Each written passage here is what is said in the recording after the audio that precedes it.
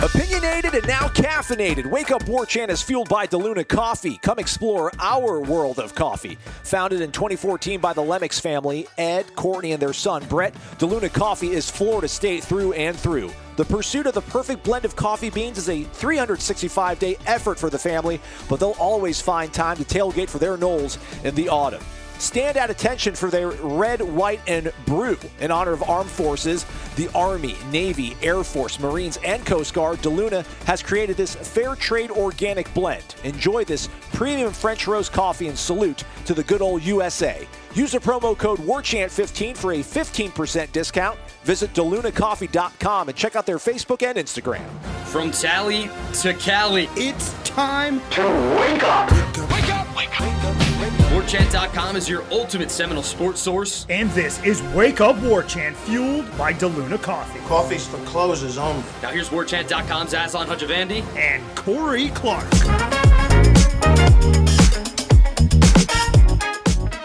Wake up! What's up, everybody? It's Wake Up Warchant, fueled by DeLuna Coffee. DeLunaCoffee.com. Come explore our world of coffee. Corey, shout out to our humble friend in Thomasville, North Carolina.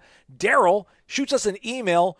Good afternoon, gentlemen. Just want to let you and Corey know I took advantage of the Warchant bundle at DeLuna.com. White Sands, the caramels with the Wake Up Cup. Should be getting it in a few days or so. I'm giving the coffee to my sister. I'm keeping the cup for myself. Good job, D-Train. That's what we like to hear. Yeah, get involved, everybody. DeLunaCoffee.com. And if you don't want to order the bundle, I don't know if the promo applies to the bundle. They're already giving you like 20% off, everybody. But if there's something specific you like on there, use that promo code WARCHANT15. You'll get a 15% discount. Also lets them know you listen to the show, which helps us out a little bit. But help out the Lemmixes, the Lamoxin, as Corey likes to say. Courtney, right. Ed, Brett, we love them all. So do check out DeLunaCoffee.com. Also, continue to check out WarChant.com. It's the ultimate Seminole sports source. Promo code WARCHANT30. Again, you start now. That carries you right through, I don't know, probably what the Jacksonville State game, 2-0, rolling into Winston-Salem. Don't be a fan later. Hit the thumbs up button if you're listening to us on YouTube. Subscribe on YouTube as well. 5-star rating, subsequent review would be appreciated on iTunes. All right, Corey, how are you? Where are you, Corey? Can't keep up with you. I'm in Tallahassee, buddy. I'm in Tallahassee. Gonna get to watch a couple practices this week, 2 or 3. I also have a dermatology appointment on Tuesday that I've been waiting 4 months to get. They couldn't really rush. They didn't rush me in. You know, when you get to my age, Aslan, you gotta check out some stuff. You know what I mean? So not to get people too much inside of my life, but yeah. So just precautionary stuff. Just make sure everything's okay. As you know, I'm a little bit pasty. And, the sun, I don't know, sometimes the sun does me wrong, so I just want to make sure everything's okay. So I got a dermatology appointment that I got to get to. But even more than that, get to visit with my significant other, my lovely better half, and also watch Florida State football practice. That's right. Florida State resumes practice on Monday morning, this coming off the heels of Saturday's scrimmage. We did not talk about Friday in Jacksonville. Probably best that we don't talk about it. I was not very impressed with the performances there. The scrimmage we weren't able to watch. There was a minute and a half, I think minute 36 to be exact, of footage furnished by the good folks at Seminoles.com.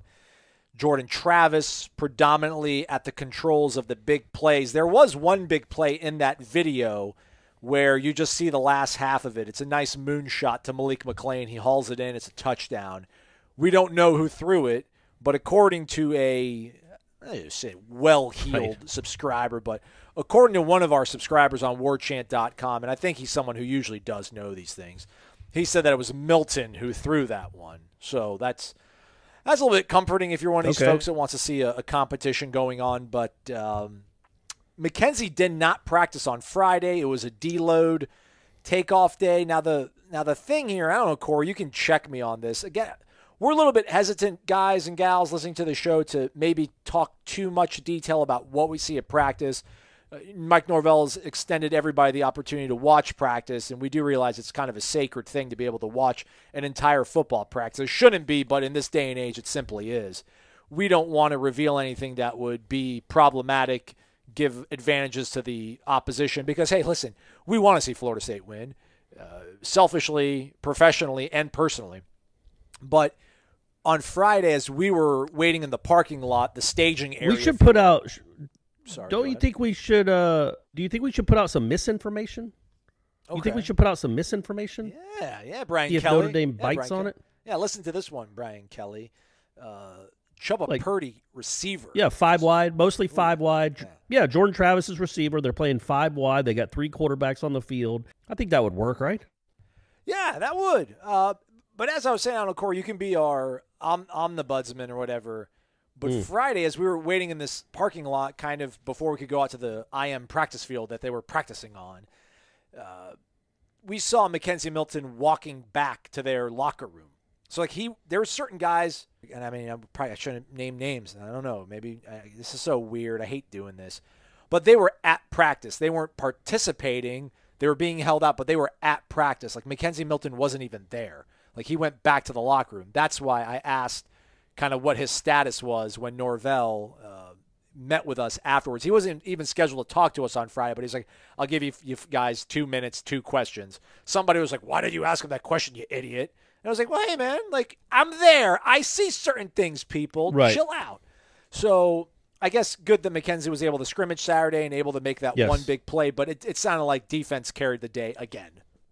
Well, no, it did at the beginning. So the way I think Dillingham, that's what it is. That's the truth, Corey. I think, right? I think when he comes out and says the first 30 seconds is how he really feels, then he starts being like, all right, I'm being too negative or one-sided. Now let me get everybody involved and give participation trophies. Well, but all of them, Dillingham, Norvell, and Fuller, when they talked about the scrimmage, all talked about how well the defense started, or how, I guess in Dillingham's case, how bad the offense played to start out. But then Dillingham did say they scored 4 touchdowns in their last 5 drives. Okay. And the one they didn't score, he said, was because of a penalty. So he seemed quite optimistic with what happened in the second half.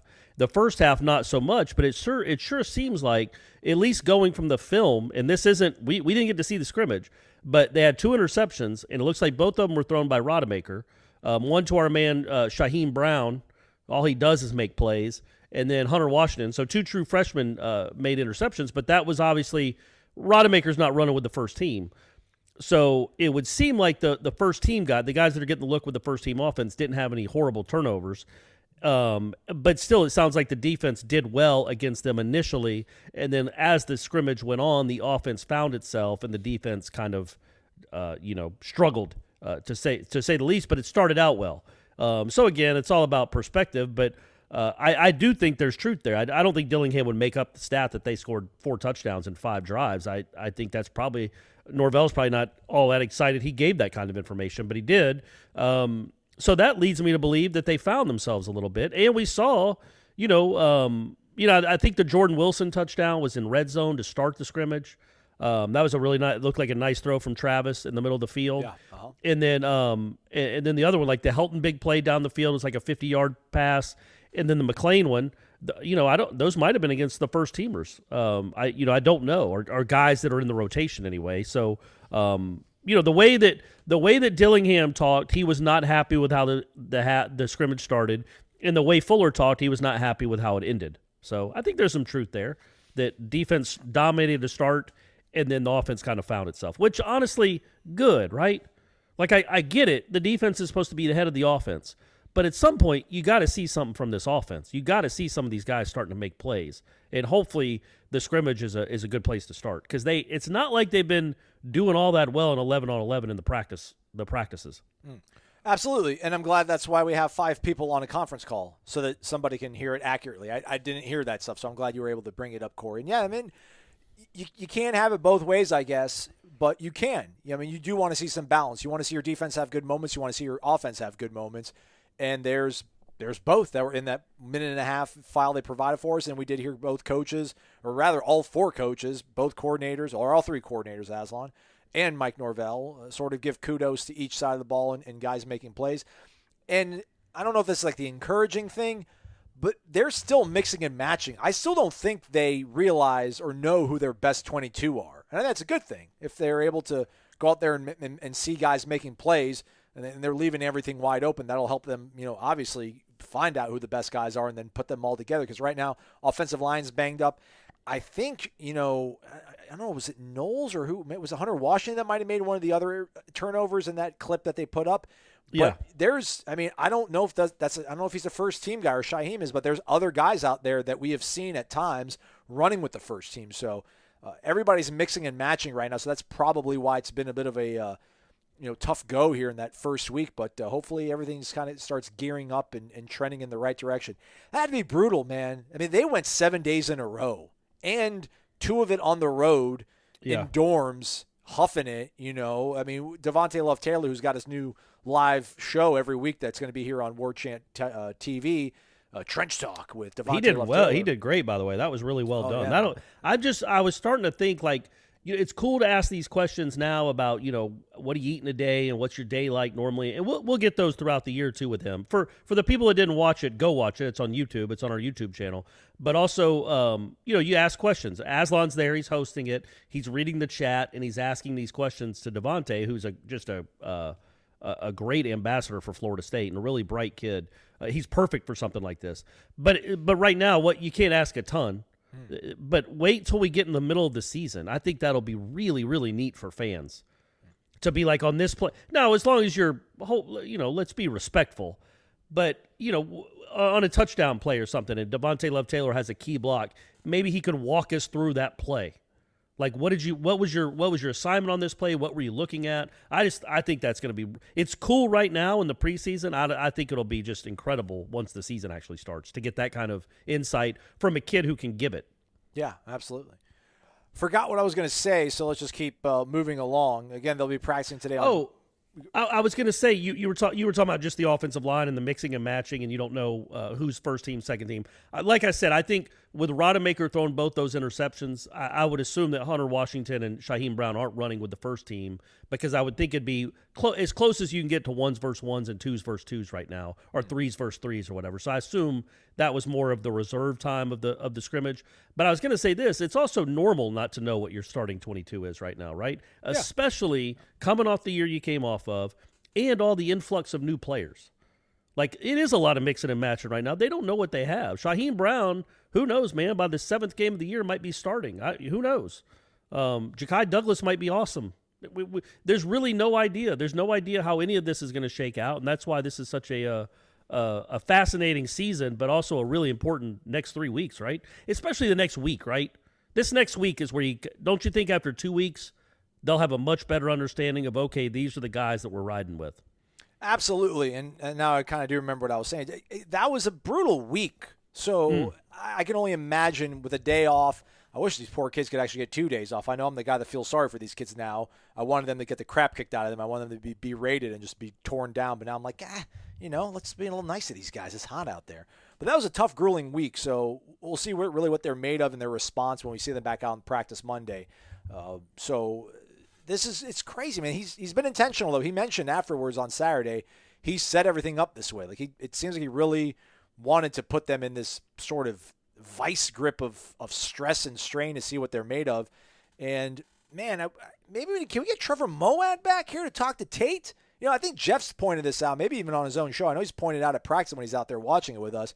But Tate looks so smooth in practice. And then when, going up against air, not everybody looks that good against air. Really, I'm being honest, everybody. Like, he's really clean and smooth out there at practice. But when the game situations start arising, everything just kind of goes a little maybe too fast for him. He's still a young guy, but hopefully he'll bounce back. But, yeah, that was tough. I mean, minute and a half, and the only 2 times you're on camera is pretty much throwing interceptions. But it'll be all right, Tate. Yeah, that is the bummer for him. But, look, man, that's life. Like, I think maybe if I was Tate's girlfriend or cousin or something, I'd be like, really? You got to put both interceptions up there? But I'm like, you know what? When you play football, man, you play it in front of millions of people on TV and, tens of thousands in the stands. Like, I'm all for that. Like, if a kid throws an interception, let us see it. Also, give the kid the credit for making the interception. I don't necessarily think they're like, hey, look, Rodemaker threw picks as much as celebrating the guys that actually made the interceptions. The first one, though, and we can comment on it because, again, it's out there. The video's out there. He's rolling to his right and just throws not a smart pass across his body. And when they just into the middle of the field, rolling right, throwing across his body, looks like Shaheem Brown beats the receiver to the spot, makes a diving interception. Not a smart play.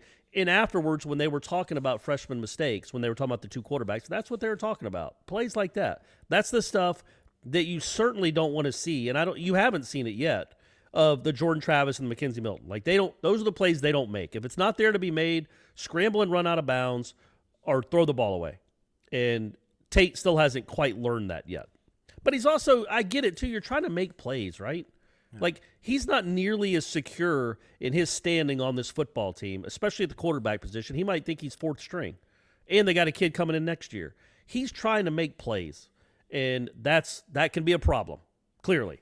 But it's also, you'd rather have, I like that you'd rather say whoa than giddy up, but that first interception that they showed was just rough. It was just not a smart thing to do. Yeah. Man, they're going to go another 7 days in a row this week. That's just brutal, man. But hey, that's the way they want to sketch it out. Let them sketch it out that way. I don't know if there's anything else you want to talk about the scrimmage or this past week on the football field, but Notre Dame did announce that Jack Cohn, the transfer from Wisconsin, is going to be the starter after all. So yeah, they've got not a surprise. Not a surprise there, right? We felt that was coming. Wonder why they're at that point already and we're not. Just rhetorical maybe more than that. Not a criticism. I just wonder, like, what is Notre Dame seeing here in their first 8 days or so of practice that they're like, all right, let's go ahead and make it. And maybe that just speaks to the dearth of options they have at this point, whereas Florida State does have some options. But, man, let's get busy. Let's get busy living out there, Mackenzie. Come on, man. I mean, come on. I'm not rooting against Jordan Travis. I want the iron to be sharpened in the iron at the most iron level. I'm telling you right now, and again, it's been 1 week, 7 days. Take it for what it's worth, which ain't much. I would think, just from what we've seen, not knowing what happened in the scrimmage, but knowing that Jordan didn't throw an interception, at least through one touchdown, he's ahead right now. Yes, I don't think anybody could argue that. But, again, this is an important week coming up for Mackenzie Milton. To stay in the race, to get back in the race, to take over the race. Either way, I don't think there's going to be anything known until the week of the game at the earliest. But I would say, I was just thinking about this, Florida State, and I might have said this before on the show, are they the only team in the country that has 4 quarterbacks on the roster who have started a game in college? Like, they have to be. Yeah. That's an abnormal thing. So, yeah, it's like Notre Dame, I'm sure, doesn't. So this kid has experience. He's won some games. It's odd to me that they announced it so quickly, but if you know, right? Well, I think like Penn if you State... know for sure, what's the point of dragging it out? Let him get most of the reps with the ones, and that's the one thing that you wonder about when you have these QB competitions is every day that you're splitting the reps is every day your starter got only half the reps he needed. You know what I mean? With the ones. So the reps are still the reps. It's still everything. But you want him to get more work with the starters than guys that he won't be throwing to, so they can get in a rhythm. They can have chemistry. And every day you keep the competition going is a day he's not doing that as much as Jack Cohn is. The guy JT Daniels, or who you just go around the country. I think Penn State just announced they're starting the guy that won their competition on Sunday too. But doesn't that go back to what we were kind of talking about earlier, Corey? That they don't even know who the 10 best guys around that quarterback is going to be right now. So why be in a rush to put him there? Because I still think. Well, that's true. That's a good point. They don't. I still don't. They've got an idea of who they want to be the guys they can depend on at wide receiver, but they don't have. Don't you think Don't you think they know who the main 4 are going to be pass catchers? And that's Parchment, Helton, Pokey, and Cam McDonald. Like, I think we think those 4 are maybe not. It's not cemented, but they're going to be playing. They're going to be in the rotation, right? I'd hope so. You would imagine so. Again, they're keeping a very close eye on Andrew Parchment. Andrew Parchment is getting a lot of one-on-one attention. Yeah, the student-teacher ratio for him is off the charts in terms of what they're doing with the time they're investing in him. So, would like to see him maybe start doing more than just flash here and there, or maybe just really start flashing. Maybe hopefully get the ball in his direction, but. I mean, you're right. Those are the 4 guys, I think, as we all sit here in the middle of August, would think that those are going to be the guys that are going to be the top of the ledger when it comes to catching passes. But maybe some of this offensive line stuff, running back, we hear good things about Ja'Shawn Corbin. Toafili's still hanging around doing his thing. So, I mean, Trayshawn Ward, he's another guy. He had a good Friday. He was one of the bright spots Friday in Jacksonville. And we saw it from spring, right? He had that one game. I don't know if it was an actual scrimmage, but when they opened it up and let us watch inside Doak, he went nuts. But then, like, the next scrimmage, he kind of came back down to earth a little bit. Maybe it's just building some more consistency and confidence. But he's a guy that they're going to probably factor into their plans. Corey Wren's another guy that had a little bit of good moments, too, on Friday. So maybe I was being a little too down on things. But they've got options, Corey. They've got bodies to throw at these problems. Yeah, and for the people that didn't get to watch the press conferences after the words, and it was Saturday night, it was late, we get it. Yeah. Jashawn Corbin, I don't even think he was asked about Corbin. I think Dillingham was just asked about running backs or who on the offense had stood out. Most consistent. Who's been the most consistent guy? And he went on. He was really, really happy with Jashawn Corbin. Said he's looked better than he's ever looked since he stepped foot at Tallahassee. Stepped foot at Florida State on campus, and so that's a real like he was glowing about Jashawn Corbin and Keyshawn Helton. Yes, I don't know if those two are necessarily surprises. They're older guys; they should be getting some love and some praise. But he definitely got it. Like Keyshawn Helton and Jashawn Corbin were guys. He was asked about Trayshawn Ward, or somebody was, and they answered questions about him. But these were unsolicited. And that's when you know somebody's having a big spring or a big week, a big scrimmage, playing well in the preseason. When it's unsolicited, they're playing well. And both of those guys were unsolicited. So maybe Keyshawn busts out this year, man. And maybe Corbin's even better than the guy we saw to end the season. And that's a good running back. Yeah, those guys now are several years in Corbin's, I guess, case. But, Keyshawn's more than 18 months now removed from his injury. So now you can expect for them to kind of live up to their potential and play at the levels they were before they got injured. So that's definitely an encouraging thing. What the hell, though, Corey? I'm going through my Twitter. I shouldn't do this while we're doing the show and look at my phone, but guilty, I did it. Live headlines not happening? You guys, was it because of you? Whose fault is this? No headlines live this week? Yeah, because of the dermatology appointment. Dermatology. So that was I made this literally I think we made it in March or April. And they're like, yeah, we can get you in August. Like, oh, great. So, March or April, think about the landscape at Warchant.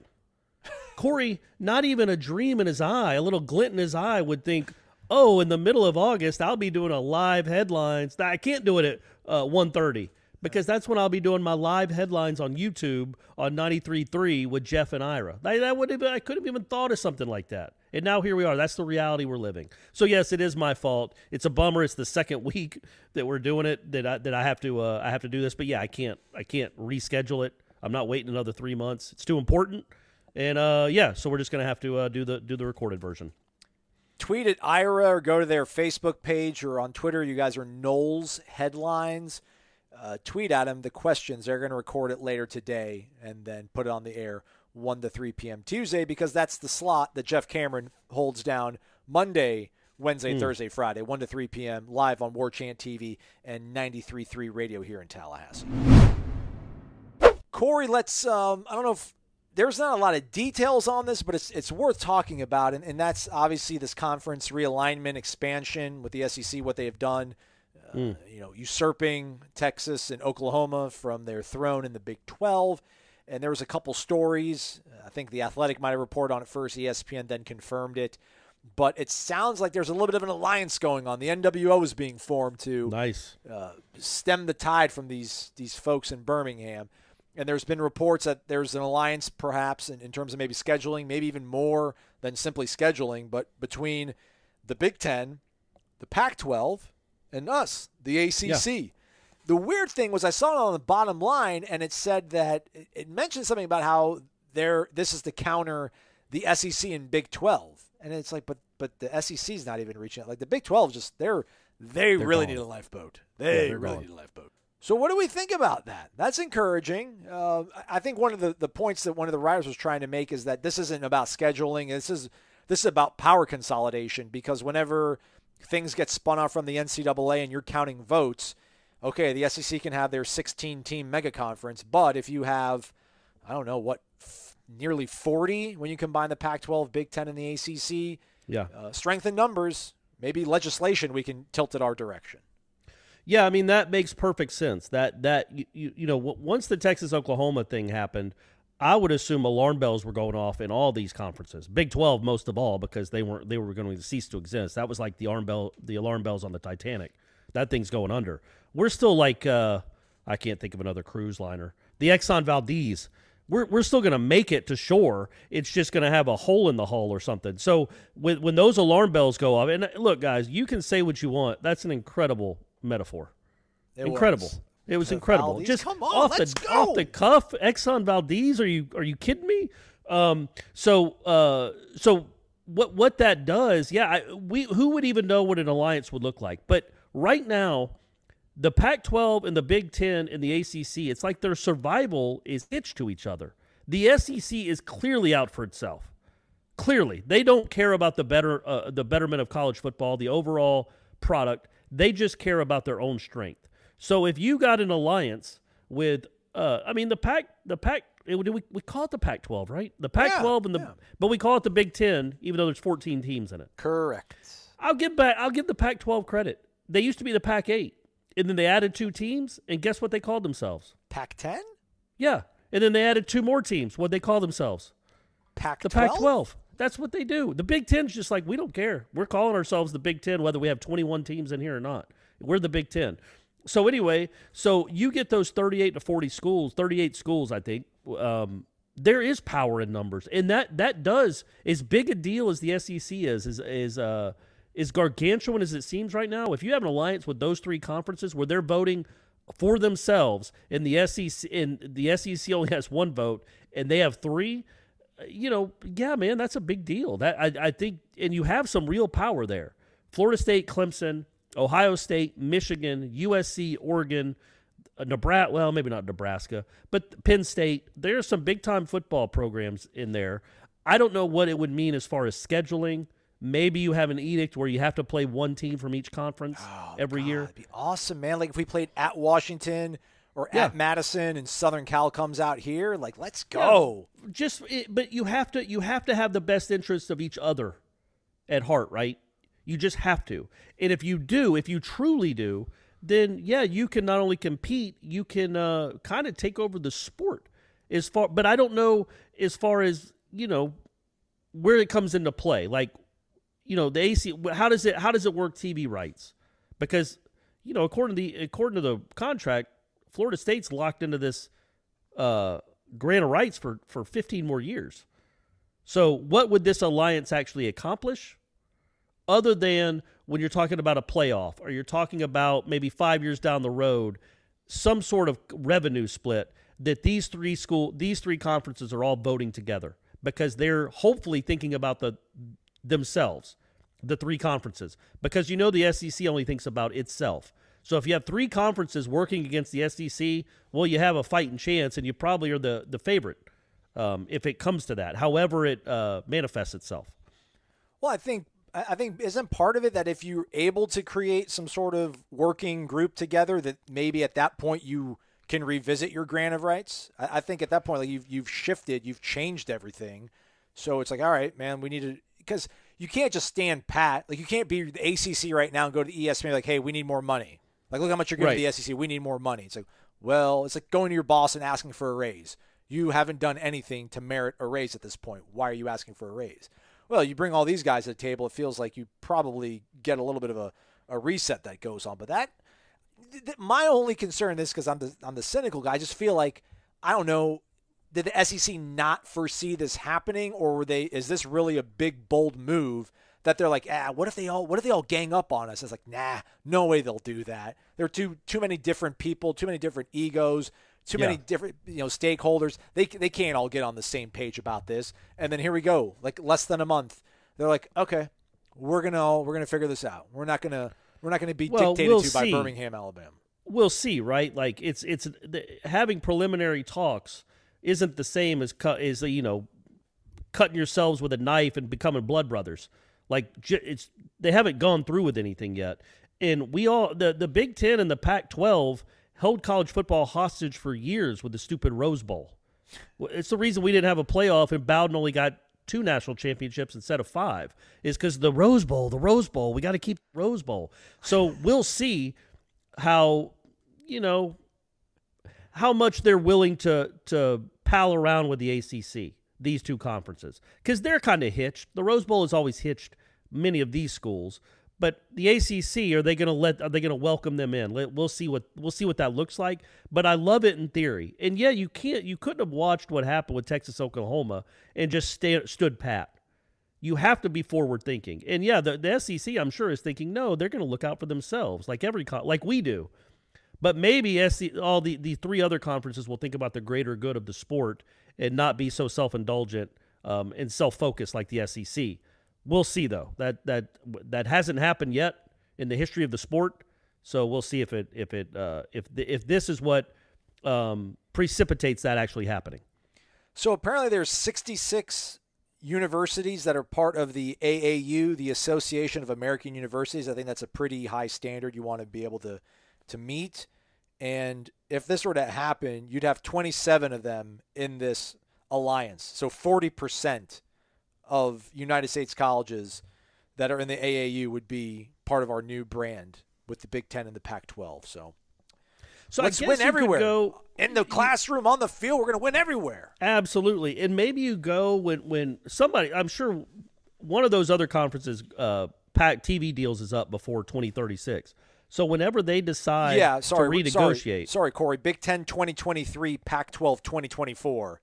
So those two. 2036. Yeah, right, of course. Right, why not? So those two conferences, if that happens, if they can go to ESPN or Fox or whoever, Netflix, whoever is in the game, and say, we're bringing the ACC with us, and we are going to have each team in every conference is going to play, two teams from the Pac-12 and one team from the Big Ten or vice versa. Those are going to be the non-conference games. So you're not going to be stuck with Florida State versus Troy. It'll be a better product for your streaming service or for ESPN. So you're going to get Oregon versus Florida State, the rematch, or you're going to get Washington versus Clemson, things like that. And that is something that you can sell, and maybe the media rights go way up because you have a better product. You have better inventory than you do with these three conferences just negotiating by themselves. Yeah, it'd be like the purple Kool-Aid game, Washington versus Clemson. What's your favorite flavor of Kool-Aid? Purple. Right. It's not a flavor. Right. Purple. I said That's right. I want that purple drink. Yeah, so. Did you ever see that, Chappelle? That's a great comedy bit. I want that purple stuff, that purple drink. Yeah, I'm excited about that. Now, Corey, real quick before we pivot to our last topic of the day, would you take a short-term loss to be part of this? Because, again, this is all conjecture on our part, but the fact that those two conferences, the Big Ten and the Pac-12, are able to extricate themselves from their grant of rights quicker than we are, if they somehow were to bring us along, would it be worth saying, all right, we'll take a reduced sort of, distribution of revenue here at the front end, so that, later on we'll be able to be on equal standing with you? Or do you say, we're good, we'll ride this out, see what happens? We got Clemson. Yeah, I don't know. That's above my pay grade. I would say that I would have a hard time taking something reduced or losing money in the short term for a long-term gain, just because 10 years from now we don't know what any of this is going to look like. Okay. So, you know what I mean? The NCAA might be done. College football might have broken off. It might just be the SEC playoff. Who knows what it's going to look like? You want to make sure you just get your money when you can get your money. And I don't know that there's ever a reason, especially now, to take less money. Take more money whenever you can. The clutch shot, the biggest hits. It's time for the Zaxby's indescribably good Player of the Week. It's that time. I'm going to throw a curveball, but we're going to make it fitting here, Corey. Let's talk about the Zaxby's indescribably good segment of all time under Bobby Bowden. When you look at it, what was the best segment that Bowden helped produce? We can take tight ends off the board. Everything else is probably open. They had two Heisman winners at quarterback, but I don't think so. I would say defensive back, man. Yeah, I mean, defensive line is one that's close.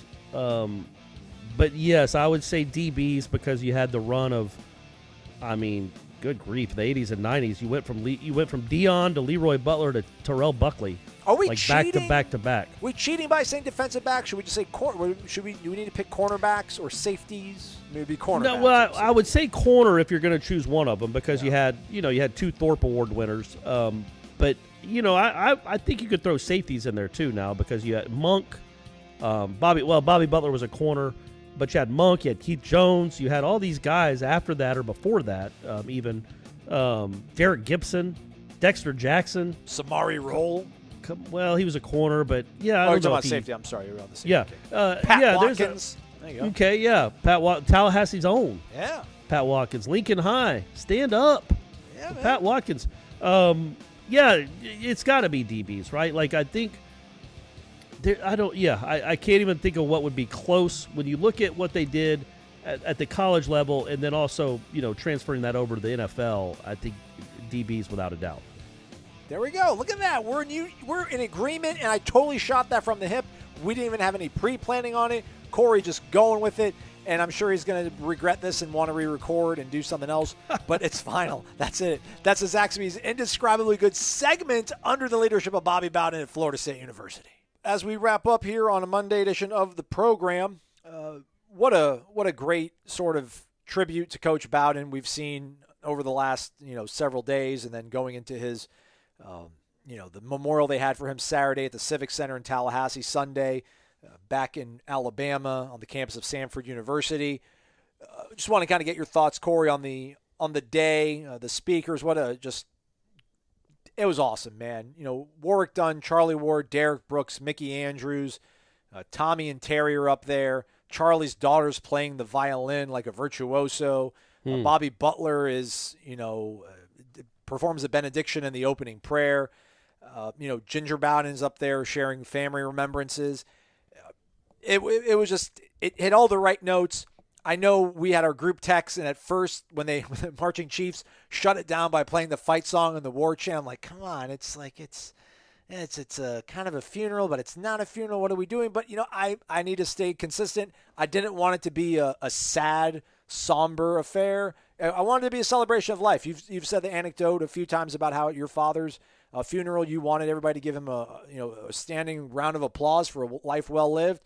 And if you're the guy who built this university, built this, this football team, built this university in a certain degree, and then, helped build this city up a little bit, it was a celebration of life. What better way to go out than the Chiefs playing you out to your fight song that you had them echo through that stadium plenty of times? Yeah, I thought that was actually cool. I thought that they're all dressed up. Like it looked like it was all of them. I couldn't tell, but it looked like it was certainly a lot of them playing the fight song, playing the war chant. I thought that was that was to me fitting. Like again, because it wasn't the private ceremony is today. Obviously, he is a man of extraordinary faith, and that is at the center of every memorial service that will ever be about Bowden. But in that context, when it was his former players and former coaches mostly talking about him. Now, a lot about his faith, but also about him. The reason it was held in the Civic Center, the reason there were so many people there is because of what he did as a football coach at Florida State. So I thought that was a perfectly fine way to honor him. I thought it was neat. Shanna, I sent you that text. The people's voice. She texted me right away and said she thought it was really cool. It gave her chill bumps. It kind of did me too, just because again, it's his program, man. Like the reason the words to the fight song is because of him. Yeah. The reason anybody does the war chant is because of him and what he put on the football field. And I just think and how many times must he have heard that fight song? They played it after every touchdown. Well, how many touchdowns did his team score in front of the Marching Chiefs? 1 million? I don't know. So he heard it so much. I just thought it was a really fitting song, I thought, in a fitting way for that to end. And I thought it was a really nice tribute. I thought the Bowden kids that talked, they're not kids obviously, but his children that talked did a really good job. Terry was Terry's got the most Bobby in him, I think. Yeah. He just does personality wise. So I thought he did a really good job. The way that Ginger talked about, well, not talked, but read the letter from 1949 with Dearest Anne. Like Captain Andrew, sorry. like the Captain Andrew Luck Twitter feed, like Dearest Dolores, we were thrust into battle. Yeah. So Dearest Anne, I'm sorry. I know I told you I'd write every other day, but it rained really hard yesterday, and they didn't take the mail. I can't wait to see you. And on, like a page of that, and then she made the joke because he's like, I can't wait to see you. I can't wait to be near you. Yours truly, Bobby Bowden. And she's like, as opposed to the other Bobby. He had to put his last name because she'd be confused. That was funny. But then they got married 3 weeks after that. Yeah. Like, he didn't go back to Birmingham, I don't think. He missed her so much that was the last letter he wrote her. And then he ended up marrying her 3 weeks later. And then the Wind Beneath My Wings portion, where it was, yeah, but I mean, God, think of the life they lived, man. They got married in 1949. For 71 years. They were married for 71 years. I mean, just think of what they saw. Just think of their life, everything that happened in this country in the last 70 years, good and bad, but they lived through all of it. And the pictures of them, I mean, Bobby Bowden was a good-looking dude. Hey, that's what I was going to say real quick. How come we got to keep showing him when he was like 68 in coaching or like 74 in coaching? Show him in the 80s. Show him in the mid-80s when he's got the nice coiffed hair and the sweater, or he's wearing the polo. That's a Bobby Bowden I want to keep remembering. Well, man, think about him in the 50s. Yeah. He's a good-looking dude. And obviously she was it was just very pretty, very attractive. It was just cool. Yeah, well done, Bobby. Yeah, right? He's like, all right, I see why you didn't want to go back to Alabama.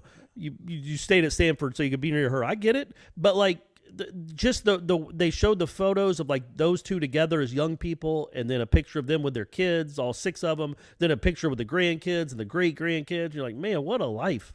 Yeah. What a life. 70 years worth of it, and they were by their sides the whole time. In the way that, I think Ginger talked about it, about how he adored her. Yeah. It was somebody else. It might not have been Ginger, but somebody talked about how you could always tell how much Bobby adored Ann. Just the way he talked about her, talked to her in front of other people. And, yeah, I mean, I just thought the whole thing was really well done. In a fitting tribute to that person and that family. I thought it was really well done. Got choked up a couple times. Watching Mickey almost cry was tough. That was tough. But and he's a very good man as well. But overall, yeah. Again, in the Derek Brooks story about his mom being on the phone when Bobby was telling him that he got a C. It's like, man, you've never made a C in your life. Your first semester here, you make a C, and then his mom flipped out on the phone. I would encourage everyone to go to our YouTube channel and watch those too, because they're really heartfelt and great messages. But yeah, Derek Brooks was my favorite speaker from the players. No ill will towards the other guys. I just thought and he pinch hit. Yeah. My man pinch hit because Dion was supposed to be there, and then Derek comes up and does such a good job, which shouldn't be a surprise. I mean, it's Derek Brooks after all. But yeah, then Mickey, Mark, Rick, the Bowden coaches' sons. It was really cool. It was cool that Dabo was there. I gave Dabo a ton of grief. Clearly, he deserved it. He still deserves it. Trust me, I'm not pivoting. What he did last November was utterly ridiculous. But it's really cool that he showed up in the middle of his team's practice to pay respects to a man that he did not coach with. Yeah. He knew because he coached with Tommy, but he did not have a coaching relationship with Bobby Bowden, and he still showed up to pay his respects. That was really neat. And Jimbo was there too, which was cool as well. Yeah, that bummed me out. I had to leave because I didn't have the technology to roll in the feed, and then I heard Jimbo was there. I was like, man, you could have gotten an autograph. My chance. Yeah, my chance. You got your picture with him. Yeah. Ooh, I would have been like a LeBron selfie. It would have been great. It would have been viral. On the note of Ann. And I know some people, and we mentioned it kind of in passing last week about renaming the stadium Bobby Bowden Stadium. Like, what? They should just name it Bowden Stadium. Like, that whole family, man. And we can make all the jokes we want to about Jeff, but like that whole family made this whole thing happen. I mean, they were the support system for Bobby. I mean, listen, joke all you want and hate Jimbo as much as you want, but the Terry connection is what helped bring Jimbo into the fold here. We had a pretty good season out of that. The Bowden Bowl was always good publicity for the university, and we were usually on the right side of that thing. 2003, they kind of derailed us, but really, were we going to go to the BCS championship game? Probably not. I just feel like that whole family, obviously Bobby, the patriarch of it, was the guy that drove the ship for us on the football side. But shoot, man, just call it Bowden Stadium. Doesn't even have to be Bobby. Just make Bowden Stadium. Sure, man. I'm all about it. Like and I think I don't know who makes a decision like this. Should I do a story on it? Like, not a column, like rename, like give Bobby his wins back. Yeah. But actually do a story on who would decide to rename a stadium. Whose authority is it? Like, who named it Doak Campbell? Did Doak name it Doak Campbell? I don't think he did. Yeah. But who knows?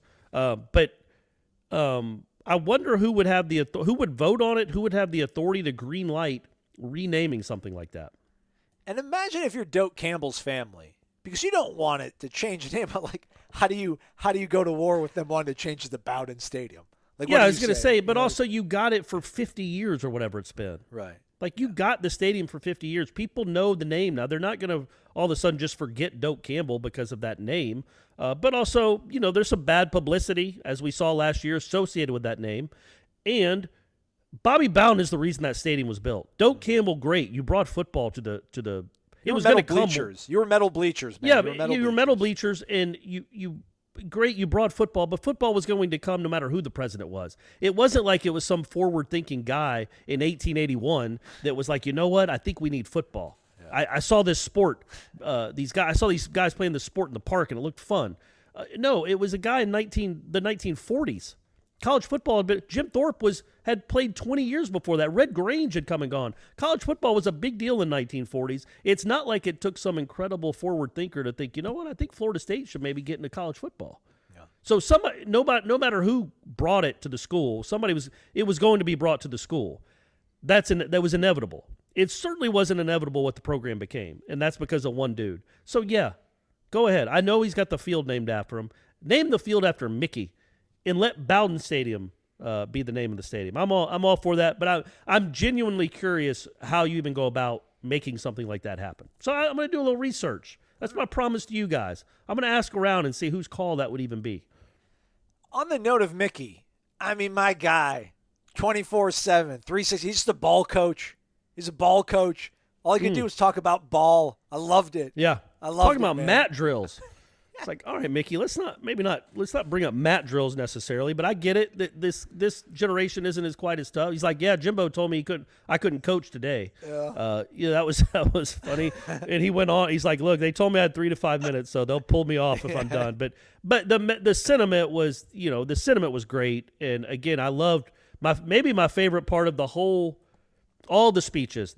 You know, one of my favorites anyway, probably not my favorite, but when he came up after Warwick Dunn, and Warwick Dunn had talked the old story about he came as a DB, but Bowden promised him he'd get to try running back first before he moved him to corner because everybody was recruiting him as a DB, but Bowden gave him the promise that he'd let him try running back, and the rest is history. And Mickey's first statement when he started out was, buddy, we still don't know how good a DB you would have been.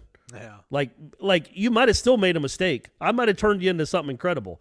No, obviously he didn't. Warwick Dunn made a lot of money and scored a lot of touchdowns and lived a great life because he was an offensive football player. But yeah, I thought that was really cool. But that's still how he thinks. Even that was 28 years ago. Warwick Dunn was a freshman on this campus. Man, imagine being able to talk. Man, imagine being Wake Up Warchant in 1993. Man, that would have been pretty awesome. It would have been incredible. Awesome. Charlie Ward's coming back. Warwick Dunn wasn't even a thought in August of 1993. Like you're like, okay, who is this kid? He wasn't that highly. He wasn't a ballyhooed recruit. He wasn't Marquette Smith. People thought that was going to be Marquette Smith's breakout year. You also had Sean Jackson, and Warwick Dunn was just an afterthought, and he ends up being, leading the team in touchdowns.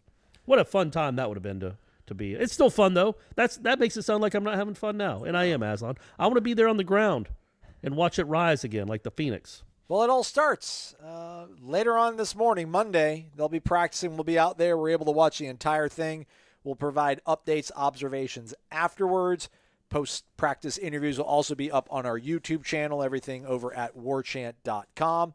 And then you can not even have to wait for us tomorrow. You can listen to the Jeff Cameron Show 1 to 3 o'clock live on Warchant TV as well as 93.3 FM in Tallahassee and the surrounding areas. I don't know how far does that signal shoot out. Do they get in Panama City Beach? I have to figure out. I have to talk to Tom. Tom knows all that stuff. Problem. I know they get YouTube in Panama City Beach. Yeah, Panama City and Panama City down south. Central America, too. So That's everywhere. Right. Worldwide, the World Wide Web. And actually, you know what? This is when I sign us off, but I'm not going to. Audible, we're going to pivot. We're going to play for you now the Trench Talk segment. Trench Talk with Devontay Love-Taylor. It's a 30-minute show we're going to do live every week on Warchant TV. That's our YouTube channel. So if you missed it, go watch it on the YouTube channel. You should experience the way it's meant to be experienced, which is a video feature. But it's also kind of a talk show, if you will. So we'll play that for you now. Enjoy that. From the ultimate Seminole sports source comes another original live content production. Trench Talk with Devontay Love-Taylor. You bring the live rounds, he'll bring the pancakes. And now, number 58 in your programs, but number 1 in your hearts, here's the man of the next half hour, Devontay Love-Taylor. Debut edition of Trench Talk. I'm Aslan Hajavandi, but who cares about me? We're all here for this guy, Devontay Love-Taylor, joining us here again on his eponymous show, Trench Talk with Devontay Love-Taylor. Subscribe to our YouTube channel, folks. This is just the tip of the iceberg. Tom Lang is in the house. I'm in the house. We were cranking out content left and right for you folks. And if you don't want to hit a bunch of buttons, just hit the thumbs up. Simply show that you like this video. Y'all like Devontay Love-Taylor because you love your Noles. So do that for us. We certainly would appreciate it. Devontay, thanks for being here, man. How's your weekend coming along, big guy? Man, it's good. Thank y'all for having me. I appreciate it. Absolutely, man. You miss Jacksonville at all yet? Or are you happy to be home? I'm happy to be home. I love Tallahassee. Definitely.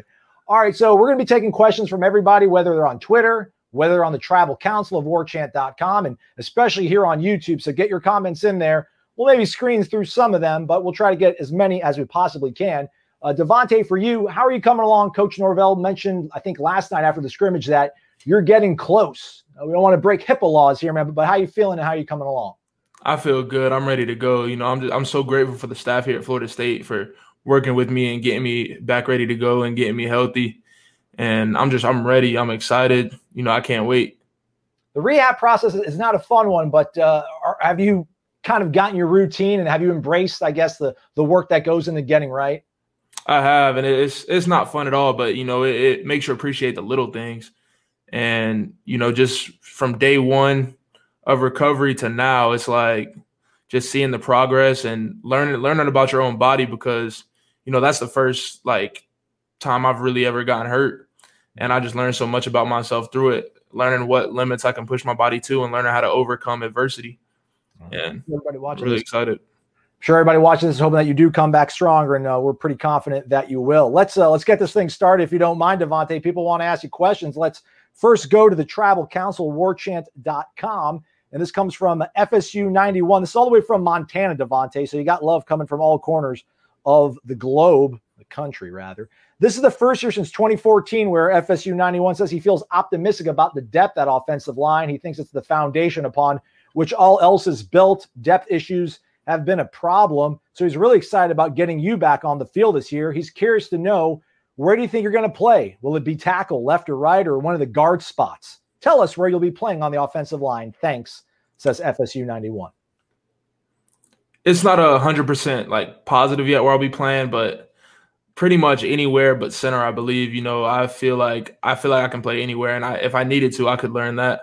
But just wherever needs the most help and play next to whoever they want me to, you know, I'm comfortable playing anywhere, to be honest. I've done it since I was a freshman. How tough is it to snap the ball, Devontay? You're not scared of snapping the ball, are you, man? No. I'm not scared of snapping. That's just something I haven't done yet. You know, I've played everywhere else, but I'm sure I could learn it pretty quick. All right, let's keep this thing rolling. We'll take this from Periscope. A2345678. I'm sure they have a real name. They ask, who's been the most challenging defender to go up against? To be honest, Josh Kando. He's just different. You know, he's probably 6'7", 260. He's got long arms. He can move. He's strong. And just having to go against him every day, it made me such a better player, but he was tough. And you'll be able to see soon on Sundays. But we're hoping, man. We're hoping. Good to see him getting drafted there. Vikings J-Rob. He's in Kansas City. Yeah, J-Rob's with the Vikings. Yeah, so shout out to both of them, man. We got somebody, 2 new guys to watch on Sundays. Thanks for the question. Bunch of letters, bunch of numbers. We appreciate it. Let's go to Marlon. I think Marlon actually walked on back in the day at Florida State. He has to ask the universal question to all of you. Have you tried the honey fried chicken? What do you think of it? I have, and I love it. It is very good. I highly recommend it. If anybody's in Tallahassee and you can get a chance to try it, try it. How often do you guys have it? Is it a weekly thing? How does it work? Well, before COVID hit, it was every Friday in the Fig. But we haven't had it often since, because I believe we're just opening the Fig back up. Yeah, that's right. All right, let's thank you, Marlon. Appreciate the question. He's down in Miami. He probably really wants you to beat Miami badly. Got to deal with those folks. So I'll speak for Marlon on that one. Let's go back to warchant.com, the Travel Council. Again, if you're just watching us, it's the debut edition of Trench Talk with Devontay Love-Taylor. Hit that thumbs up button. Show your love to Mr. Devontay Love-Taylor. As we go back to the Travel Council, tennis ump, who literally he umpired like U.S. Open matches in tennis, Devontay Love-Taylor. These are the people that watch you and root for you. He says, glad you're almost back from your injury as we need you back badly. Please let us know what a difference having a proper offseason has been in that the guys actually had spring ball as well as a strength and conditioning program all summer. Curious also to hear how our strength and conditioning program compares to your prior stop in general terms. Thanks and welcome to your new gig.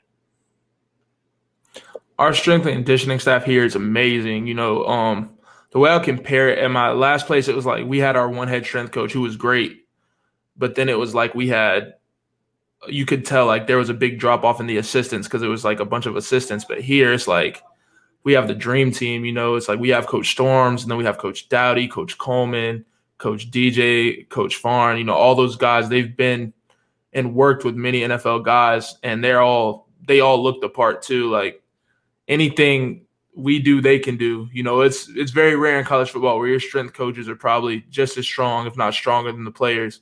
So a lot of places and the coaches will ask you to do stuff they can't do, but all our strength coaches can do what we can do. You see them deadlifting 700 pounds. Coach Storms posts all the time on Instagram, his workouts. And it's just – and seeing the development that we had with them this fall offseason, you know, I benched 405 pounds. I never thought I'd be able to do that. You know, you've seen the squat parties and all that stuff. We got running backs squatting over 500 pounds. And that's just in 1 year. Some of these freshmen, they came in looking like high schoolers, and now they look like grown men. Seriously, what a luxury, though, right? To have strength coaches that can, like, move around the entire weight room. It's not common. Yeah, it's ridiculous. All right, let's keep it rolling here. Let's go to YouTube now. This is Big Steve-O22 on the Travel Council of warchant.com. Apparently his real name is Stephen Williams. Never knew that about you, Big Steve-O. I've been talking for years. First off, he says, I'm glad that you're a Seminole. What is the hardest part about playing on the offensive line? It is probably the most scrutinized position outside of quarterback. Good luck, man. So the hardest part is definitely having to block guys that are just way more athletic than you, and they get a running start. You know, I'm probably about 6'4", 300. I'm going against guys that are 6'5", 260 and run 4.5s, 4.6s. And I got to find a way to stay in front of them when they get a running start. And then a lot of times you're just on one-on-one and they get to work a series of moves and you just got to find a way to stop it. All right, let's hop back here to the Tribal Council on warchant.com. Thanks for the questions, Big Steve-O. We do appreciate it. This one comes from SQuinn67.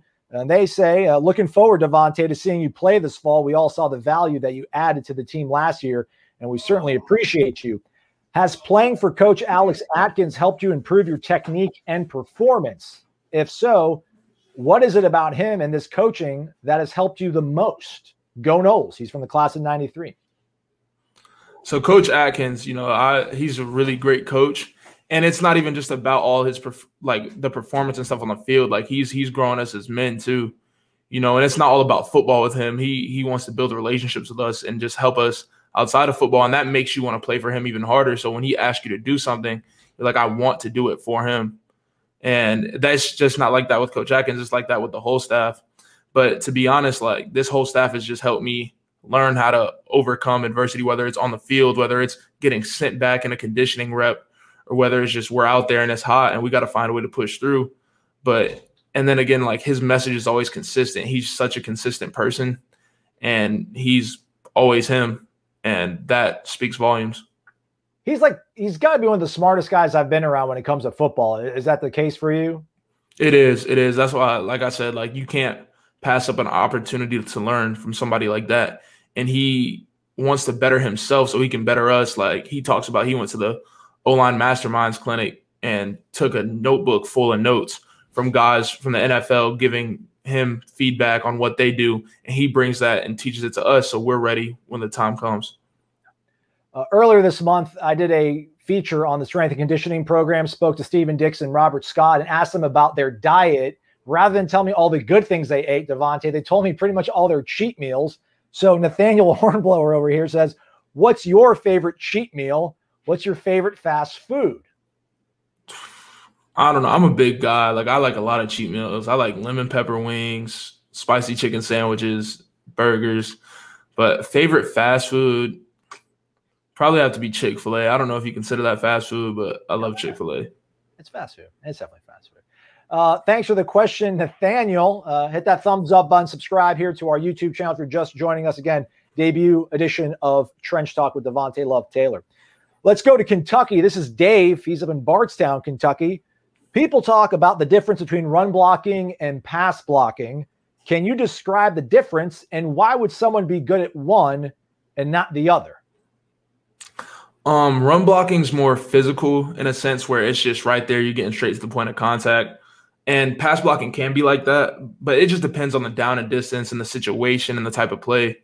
Because there's some run blocking where you're just trying to run around the guy and get him reached, but there's some where you have to grab him and move him.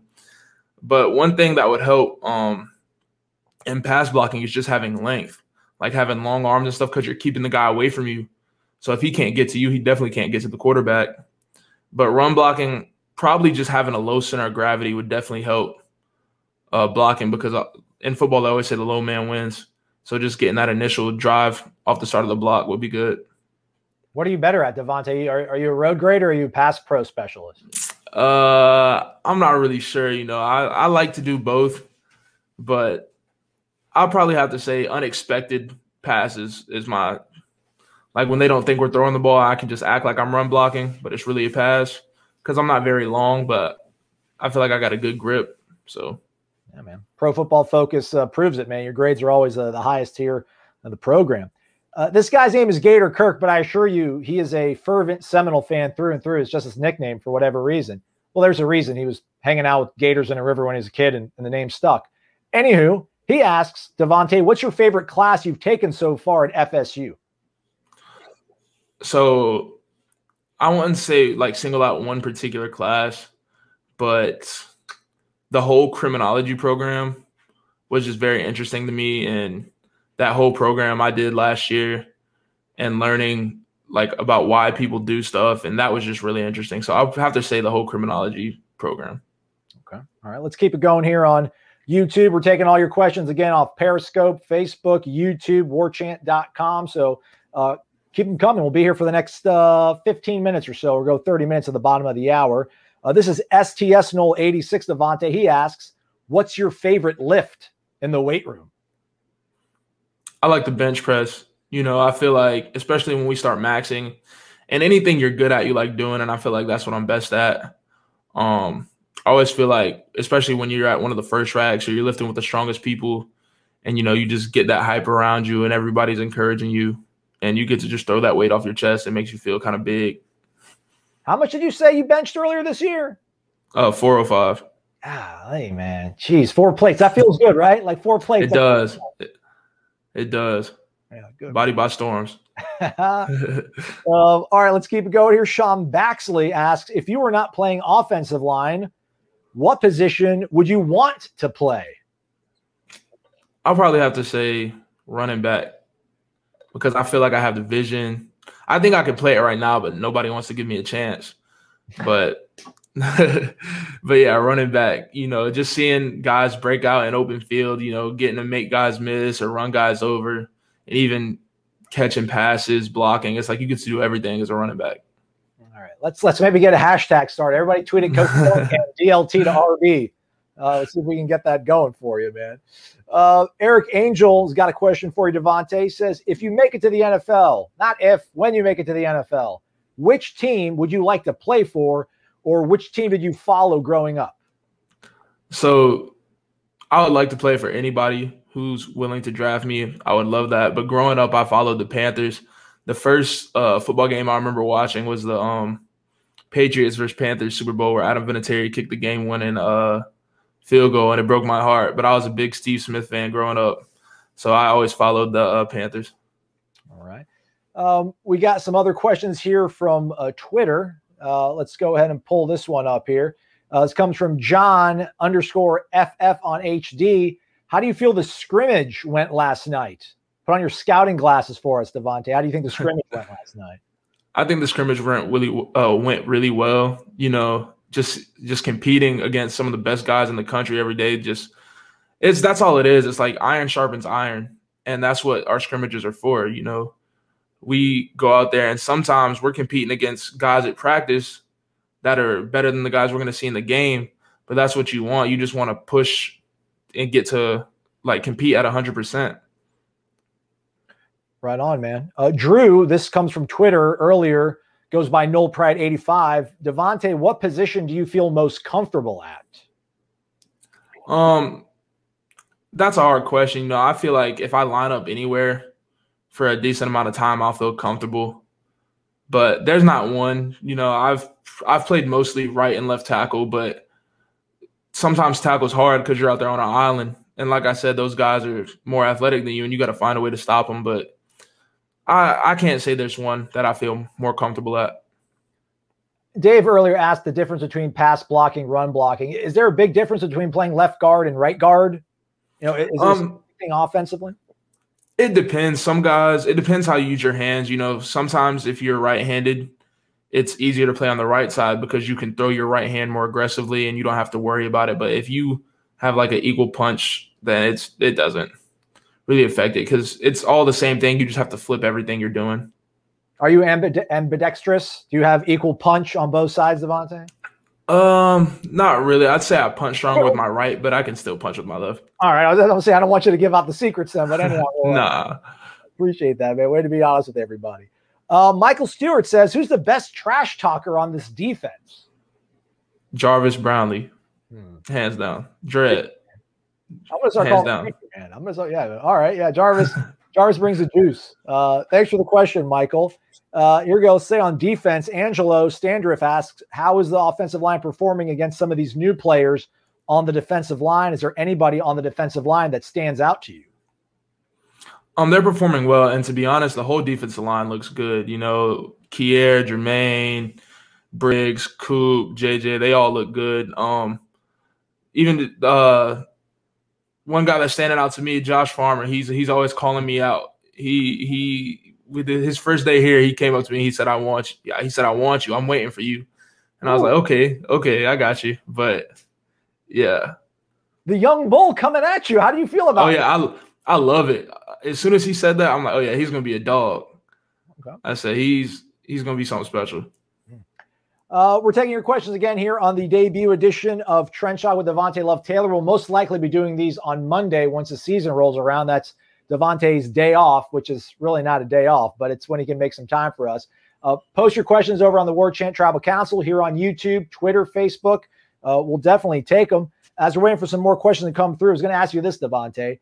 What is the worst visiting locker room you've ever been in? Probably, let me think. Middle Tennessee State. Oh, okay. You want to describe it? Can you describe it for us? It was just it. I don't like to I'm not going to trash talk anybody's facilities, but there's a big difference between ACC visitor locker rooms and Conference USA visitor locker rooms. What's the best visiting locker room you've ever been in? Where you're like, wow, man, they do it big here. I think I played at UTSA. Okay. And I think they play in the Spurs old Alamo stadium. Dome. Yeah, the Alamo. Yeah, so that was really nice. Okay. All right. Let's get back to your questions, folks. This comes from FSU Rules. What do you think of Zane Herring? I know we didn't see him at all last year. I think Zane's a great player, and Zane he's gonna continue to grow, and he's so mature for such a young player, and he pushes our room to get better, and he's made our room better. All right, right on. How about we let's see if you'll be honest about your boys in the trenches with you, man. Carlos, which one of you on the offensive line talks the most trash? Probably Lloyd Willis. He's just a character, and he's hilarious, and he's so big, and it's just whenever he talks, everybody just looks at him, and it's hard not to have a smile on your face, especially when he's talking to the defense. Big Lloyd, man. He's a large human being. Coach, it's important to see him kind of grow. Have you seen growth from Lloyd here this offseason? I have. Lloyd's grown up a lot. You know, I talk to Lloyd sometimes. I met Lloyd one time when I was at FIU, and we still talk about it to this day. But he's going to be something special.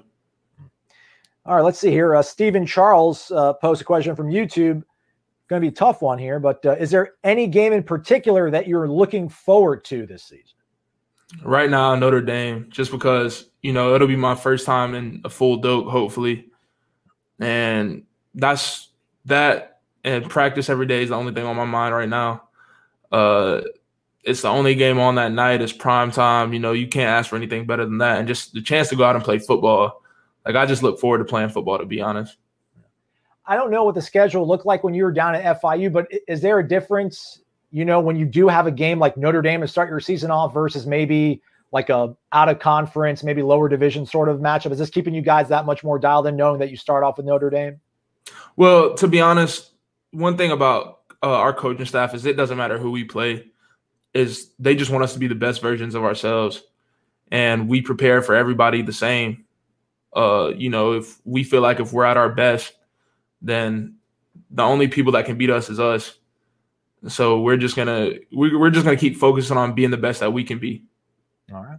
I think everyone likes to hear that one.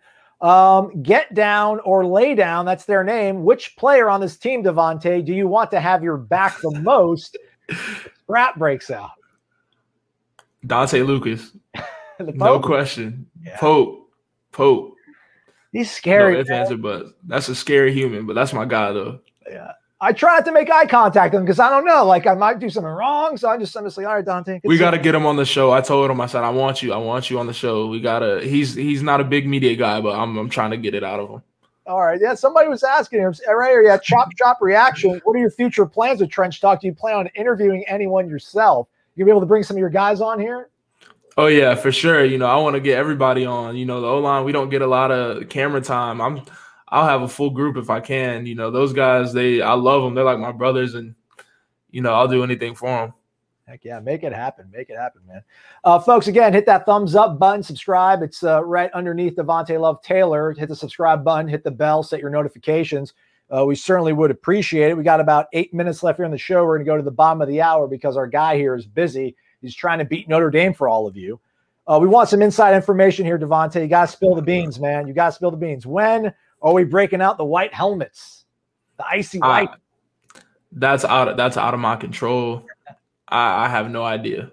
Do you like them? Would you be a fan? Would you advocate on behalf of the white helmet?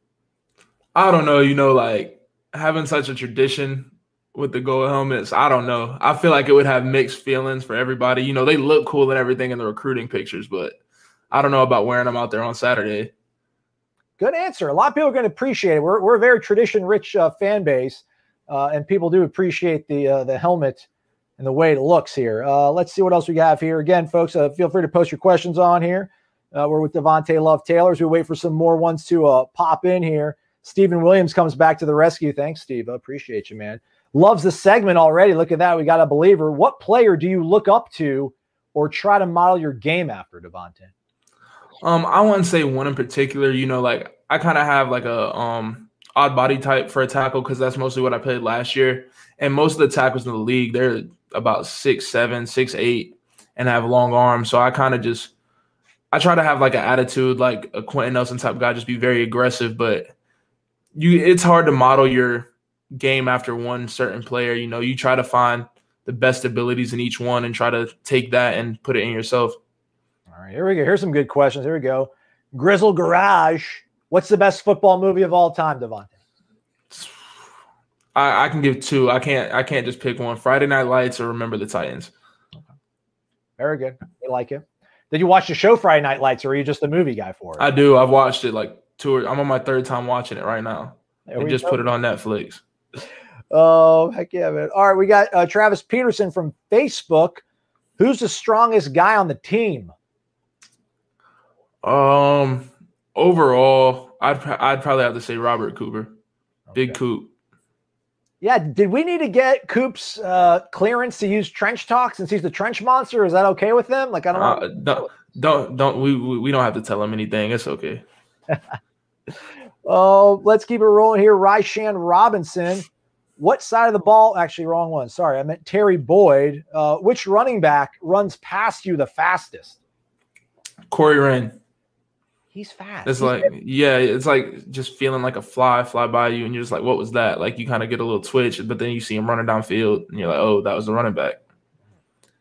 SCMS.football. Wonder what program that is. Let us know. Scott County something maybe? Who knows?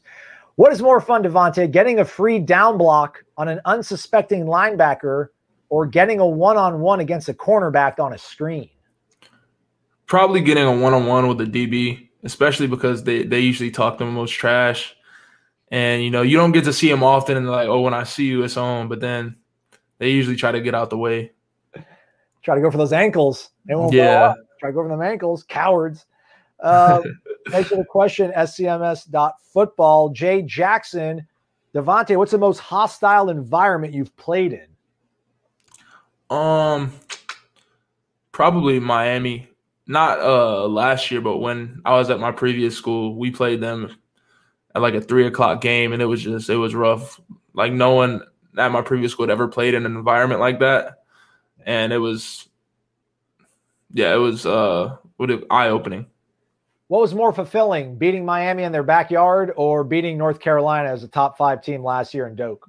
Beating North Carolina for sure. Very good. Everyone's going to like that answer. Well done.